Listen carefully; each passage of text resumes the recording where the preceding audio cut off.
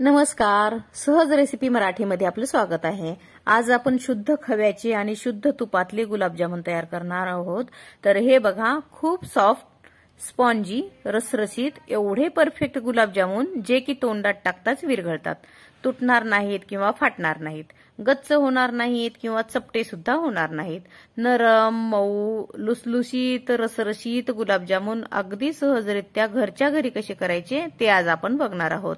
याचा एकही कण पाकामध्ये किंवा तेलामध्ये सुटलेला नाही आणि तरी सुद्धा मऊ लुसलुशीतच आहेत। चला तर मग कसे हे गुलाबजामुन तयार करायचे ते बघूया। तर या व्हिडिओमध्ये मी खूप साऱ्या टिप्स दिलेल्या आहेत। अगदी व्हिडिओ संपूर्ण बघा आणि शेवटपर्यंत लक्ष देऊन व्हिडिओ बघितला की तुम्हाला सुद्धा हे गुलाबजामुन अगदी सहजासहजी तयार करता येतील। तर सुरुवातीला आपण पाक तयार करूया। पाक तयार करण्यासाठी जाड तळाची कढई किंवा भांड मोठं असावं आणि यामध्ये 2 कप साखर घेतली। आता यामध्ये 2 कप पाणी घालायचं। 2 कप साखरेसाठी 2 कप पाणी म्हणजे जेवढी साखर तेवढं पाणी, हे प्रमाण अगदी योग्य आहे। तर पाक आपल्याला खूप जास्त घट्ट करायचा नाही, 1 तारी 2 तारी असा पाक अजिबात करायचा नाही। अगदी थोडासा चिकटसर पाक झाला की आपला गुलाबजामुनचा परफेक्ट पाक तयार होतो। तर त्यासाठी काय करायचंय, आता हे प्रमाण आपण घेतलं, गॅस चालू करायचा आणि सतत ढवळत याला उकळी आणायची। ज्या वेळेस याला उकळी येते तेव्हापासून फक्त 2 मिनिट आपल्याला मध्यम गॅसवरती हा पाक उकळवायचा, म्हणजे अगदी परफेक्ट असा पाक तयार होतो गुलाबजामुनसाठी। तर या ठिकाणी अजून पाण्याला उकळी आलेली नाही, गॅस मात्र कुठेही वाढवायचा नाही। थोड्याच वेळात पाण्याला उकळी आली, म्हणजे या पाकाला उकळी आली। आता काय करायचंय, हा पाक स्वच्छ करायचा आहे। साखर खूप पांढरी शुभ्र नव्हती, तर यामध्ये थोडंसं लिंबू घालायचं। तर लिंबू पिळण्याचे 2 फायदे आहेत। एक तर या पाकातली सगळी मळी बाहेर निघते, म्हणजे बाजूला निघते कढईच्या साईडला, आणि दुसरा फायदा म्हणाल तर या पाकाची पुन्हा साखर जमत नाही, म्हणजे मऊ लुसलुसीत आपले गुलाबजामुन किंवा हा पाक जसाच्या तसा राहतो। तर थोडंसंच लिंबू पिळायचं, खूप जास्त नाही, अगदी 10-12 थेंब लिंबू या ठिकाणी पिळलेले आहेत। याला व्यवस्थित मिक्स करून घेऊया। आता बघा तुम्ही, कढईच्या कडेला असा मळ थोडासा साखरेतला असलेला हा सरकतो, म्हणजे कढईच्या कडेला जमा होतो। तर खूप जास्त काळी जरी साखर असली, मळकट जरी साखर असली तरी सुद्धा खूप जास्त मळ या ठिकाणी निघून येतो बरं का। ही साखर खूप जास्त मळकट नव्हती म्हणून थोडाच मळ आलेला आहे। तर चहा गाळणीच्या साहाय्याने हा मळ आपण काढून घेऊया, म्हणजे आपल्याला अगदी स्वच्छ असा पाक तयार मिळेल। आता हा पाक स्वच्छ झालाय। आता पाक उकळतोय, याला सुद्धा 2 मिनिट झालेले आहेत। आपण हे बघा उलटण्याच्या साहाय्याने याला चेक करूया। तर थोडंसं चिकट, जसं काही तेल हाताला लागले असं वाटलं की हा अगदी परफेक्ट पाक होतो। हे बघा, तर थोडंसं चिकटसर झालं की बस झालं। खूप जास्त या ठिकाणी जर पाक घट्ट झाला तर मात्र मग गुलाबजामुन आपले पाक लवकर पित नाहीत किंवा जामुनमध्ये पाक शोषला जात नाही, त्यामुळे असाच पाक आपल्याला तयार करायचा आहे। आता हा पाक पूर्णपणे तयार झालाय, गॅस बंद करूया, यावरती झाकण ठेवून बाजूला ठेवू। आता खवा घेऊया। तर 1/2 किलो खवा या ठिकाणी घेतलेला आहे। तर हा भट्टीचा खवा आहे, तर खूप घट्ट आहे। गुलाबजामुन करताना मुख्य म्हणजे खवा भरपूर असा मळावा लागतो, अगदी मळून मळून खवा मऊसूत तयार करायला पाहिजे। पण मग मी त्यासाठी एक या ठिकाणी सोपी पद्धत सांगणार आहे, पण मग त्या अगोदर आपण यामध्ये इतर साहित्य घालूया। तर 1/2 किलो खव्यासाठी नेहमीचा जो चमचा असतो, आपण पोहे खाण्याचा जो चमचा घेतो तो चमचा घ्यायचा आणि 2 चमचे या ठिकाणी बारीक रवा घालायचा आणि 2 चमचे मैदा घालायचा। हे प्रमाण तुमच्या जर लक्षात नाही राहिलं तर एखाद्या वाटीने खवा मोजायचा आणि 1/4 म्हणजे खव्याचा 1/4 भाग हा रवा आणि मैदा मिक्स करून घ्यायचा।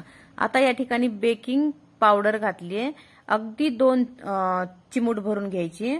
तर 1/2 चमचा वगैरे नाही घालायची, बेकिंग पावडर या ठिकाणी जास्त झाली तर गुलाबजामुन फसू शकतात। आणि आता 1 चिमूट भरून खायचा सोडा घालायचा आहे। तर बेकिंग सोडा, हे बघा 2 बोटाच्या चिमटीत जेवढा मावतो तेवढाच घालायचा, खूप जास्त या ठिकाणी बेकिंग सोडा किंवा बेकिंग पावडरचा वापर जास्त करायचा नाही। हिरवी वेलची 5 ते 6 घेतल्या, त्यातल्या बिया काढून त्याला कुटून घेतलं आणि हे यामध्ये घालायचं. यामध्ये वेलची घातली की जामून खूप छान लागतो, म्हणजे गुलाबजामुन. आणि मग अशा पद्धतीने एकदा तरी नक्की करून बघा. आता हे व्यवस्थित मिक्स करायचं अगोदर हाताने, आणि मी मगाशी सांगितल्याप्रमाणे खूप जास्त याला मळावं लागतं.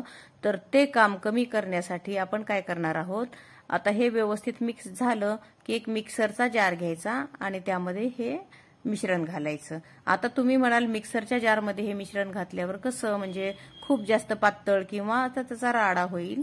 तर तसं अजिबात होणार नाही. तर हा खवा खूप घट्ट आहे म्हणून थोडंसं पाणी लावलं, 2 ते 3 चमचे, आणि मऊसूत असं हे तयार केलं. तर खूप जास्त पाणी सुद्धा या ठिकाणी लावायचं नाही, मग मात्र गुलाबजामुन चपटे होऊ शकतात. तर अगदी सहज मळल्या जावा जामून या पद्धतीचं ते करून घ्यायचं. तर हे बघा इतपत मऊसूत हे झालं पाहिजे, तुम्हाला दाखवते. हे बघा असं. तर थोडीशी गोळी हातात घेऊन बघूया, अगदी सहज मळल्या जाते इतपत याला पातळ करून घ्यायचं. कधी कधी खवाच पातळ असतो, तर मग असं पाणी वगैरे लावायची गरज पडणार नाही. तर हे बघा अशी गोळी त्याची झाली पाहिजे. आता आपण याला मिक्सरमध्ये घालूया. तर मिक्सरमध्ये याला तोडून तोडून घालायचं या पिठाला, आणि खूप जास्त फिरवायचं नाही. आता मी व्यवस्थित तुम्हाला सांगते, तर लक्ष देऊन ऐका. आता हा खवा मिक्सरच्या भांड्यात घातला, सगळं आपण यामध्ये मिक्स केलेलं आहे साहित्य, आणि फक्त मिक्सरचं बटन चालू केलं की लगेच बंद करायचं. असं 3-4 वेळेला करायचं, म्हणजे मग मऊसूत आपला खवा तयार होतो. तर या ठिकाणी तशाच पद्धतीने करून घेतलेला आहे. तुम्ही बघू शकता अजिबात मिक्सरच्या भांड्याला चिटकलेला नाही किंवा खूप त्याची अशी रिडबिड झालेली नाही. तर अशा पद्धतीनं ते तयार करायचं. तर याला पुन्हा एकदा व्यवस्थित एकदा मिक्स करून घेऊया. तर तुम्ही बघू शकता अगदी सॉफ्ट झालंय, हे हाताला खूप छान लागते. आपण यामध्ये रवा घातला होता, तर रवा सुद्धा भिजून व्यवस्थित झालेला आहे, फुललेला आहे, आणि मऊसूत हे पीठ तयार झालं. आता या ठिकाणी गुलाबजामुन मी शुद्ध तुपामध्ये तळलेले आहेत. तर त्यासाठी काय करायचं, थोडीशी खोलगट कढई घ्यायची, यामध्ये पुरेसं तूप घालायचं. खोलगट कढई घेतली की आपला गुलाबजामुन या तुपामध्ये पूर्णपणे डीप होतो, म्हणजे बुडतो, आणि अगदी व्यवस्थित तळता येतो. तर गॅस कमीच केलेला आहे, मंद गॅसवरती तूप तापत ठेवलेला आहे. आता आपण काय करूया, हा खवा थोडासा अजून मळून घेतला आणि याची एक छोटीशी गोळी तयार करून बघूया. तर ती गोळी काय करायची, आपल्याला तुपात सोडून बघायची. गुलाबजामुन करताना मुख्य म्हणजे तुपाचं टेम्परेचर, गुलाबजामुन तळताना टेम्परेचर कसं असावं हे सुद्धा मी तुम्हाला सांगणारच आहे. तर तुम्हाला तूप आवडत नसेल किंवा तुपात करायची नसतील तर तुम्ही तेलात सुद्धा करू शकतात. तुपाच्या ठिकाणी तेल गरम करत तुम्ही ठेवू शकता. तर आता या पिठाचे एक सारखे तुम्हाला हव्या त्या पद्धतीनं गोळे तयार करून घेऊया. खूप मोठे नाही किंवा खूप छोटे नाही, मध्यम आकाराचे इथं गुलाबजामुन मी तयार करणार आहे. तर तुम्ही मोठे सुद्धा करू शकता, काहीही अडचण येणार नाही, आतमध्ये अजिबात कच्चा राहणार नाही. अशा पद्धतीनं गुलाबजामुन केला तर अगदी परफेक्ट गुलाबजामुन होतोच होतो. तर हे बघा अशा पद्धतीने मी थोडेसे लांबट आकारामध्ये गुलाबजामुन तयार करणार आहे. तर तुम्हाला आवडत असतील तर तुम्ही गोल सुद्धा गुलाबजामुन तयार केले तरी काहीच हरकत नाही. तर शक्यतो एकसारखे गुलाबजामुन असावे. याला व्यवस्थित दोन्ही हाताच्या तळव्याने दाबत आपण हा गुलाबजामुन तयार करून घेऊया. तर यावर अजिबात क्रॅक गेलेले नाहीत, अगदी मऊसूत तयार होतोय. खवा आपला खूप घट्ट होता तरी सुद्धा गुलाबजामुन अगदी मऊसूत तयार होतोय. हे बघा अगदी प्लेन असे तयार होतात. तर अशाच पद्धतीने सगळे गुलाबजामुन वळून घेऊया. खूप मोठ्या प्रमाणात तुम्ही करणार असाल तर थोडेच गुलाबजामुन वळायचे आणि तेवढेच तळायचे, परंतु इथं कमी आहेत म्हणून मी एकदम तयार करून घेते. तर हे सगळे गुलाबजामुन तयार झाले. आता सध्या जरी हे लहान आकारात दिसत असतील पण तळले ना की हे फुलून चांगले मोठे तयार होतात. आता तेल तापले का ते बघूया, म्हणजे तूप. आता ही छोटी जी सुरुवातीला गोळी केली होती ती या तुपामध्ये घालून बघायची. अगदी थोडे बबल्स येऊन हळूहळू ही गोळी वर येते. तर हे अगदी योग्य टेम्परेचर आहे. जर ही पटकन गोळीवर आली तर मात्र जास्त गरम तूप झालं असं समजावं. तर अशा पद्धतीनं अगदी कोमट तुपामध्ये, कोमटपेक्षा थोडंसं जास्ती गरम तुपामध्ये हे गुलाबजामुन आपल्याला सोडायचे. आता या ठिकाणी एक महत्वाची टीप सांगते तुम्हाला. तर गुलाबजामुन सोडताना आपण काय करणार आहोत, जेवढे सहज येतील या तुपामध्ये तेवढेच गुलाबजामुन सोडायचे. खूप जास्त जर गर्दी या ठिकाणी केली तर तुपाचं टेम्परेचर खूप कमी होतं आणि मग गुलाबजामुन विरघळायला सुरू होतात. त्यामुळे काय करायचं, अगदी सहज बसतील एवढेच गुलाबजामुन यात टाकायचे. आता या गुलाबजामुनला अजिबात चमच्या किंवा झाऱ्या काहीही लावायचं नाही. आपण फक्त एका बाजूने तेल फिरवायचं, अगदी अलगद. गुलाबजामुनला अजिबात धक्का लागू द्यायचा नाही. सुरुवातीला बाजूलाच तेल फिरवत फिरवत व्हिडिओ दाखवल्याप्रमाणे फक्त तेल किंवा तूप जे आहे ते फिरवायचं आणि मग सगळे गुलाबजामुन ज्यावेळेस वरच्या बाजूने थोडेसे तळल्यासारखे वाटतील तेव्हा हळूहळू अलगद झाऱ्या थोडासा पुढे सरकवायचा आणि हे बघा, कढईच्या तळाला जर चिटकला असेल तर अशा पद्धतीनं अलगद सोडवून घ्यायचा. थोड्याच वेळात गुलाबजामुनचा थोडासा रंग बदलतो आणि हे मोकळे सळसळीत दिसायला लागतात. त्यावेळेस मात्र याला थोडंसं उलटपालट करत करत आपण याचा असा रंग बदलेपर्यंत तळून घेऊया.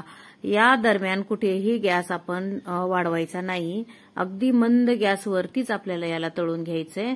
अगदी आतपर्यंत व्यवस्थित तळल्या जातो. तुम्ही या ठिकाणी बघू शकता, तेलात सुद्धा याचा अजिबात एक कण सुद्धा सुटलेला नाहीये.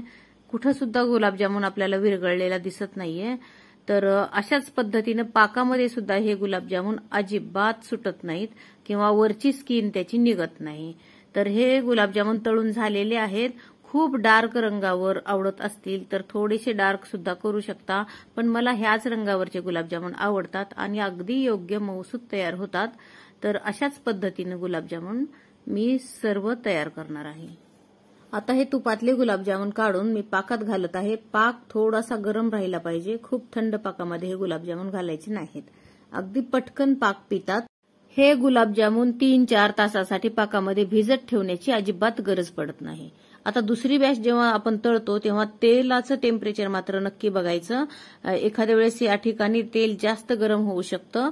अशा वेळी थोड्या वेळासाठी गॅस बंद करायचा आणि मग यात गुलाबजामुन सोडायचे आणि पुन्हा गॅस सुरू करायचा, मात्र मंदच गॅसवरती पुन्हा हे गुलाबजामुन तळून घ्यायचे. अगदी छान होतात. व्हिडिओ जरी तुम्हाला मोठा झाल्यासारखा वाटत असेल तरीही मी खूप साऱ्या छोट्या मोठ्या टिप्स दिलेल्या आहेत. अशा पद्धतीनं अगदी प्रत्येक गोष्टीचं लक्षात घेऊन जर गुलाबजामुन केला तर अगदी नवशिखे जरी तुम्ही असाल तरी सुद्धा पहिल्याच प्रयत्नात तुमचा गुलाबजामुन एकदम लुसलुशीत छानसा होतो. आता या ठिकाणी सगळे गुलाबजामुन तळून झालेले आहेत. पाकात सुद्धा घालूया. आणि अजून एक महत्वाचं, या ठिकाणी पाक मात्र थोडासा जास्तीचाच केला पाहिजे. खूप कमी जर पाक केला तर ते एकावर एक गुलाबजामुन पडतात आणि मग परत गुलाबजामुन असे चपटे होऊ शकतात. त्यासाठी आपल्याला पाक मात्र भरपूर करायचा. उरलेल्या पाकाचा आपण इतर पदार्थामध्ये वापर करू शकतो. रेसिपी आवडली तर लाईक करा, शेअर करा आणि आपल्या सहज रेसिपी मराठी या चॅनलला सबस्क्राईब मात्र नक्की करा.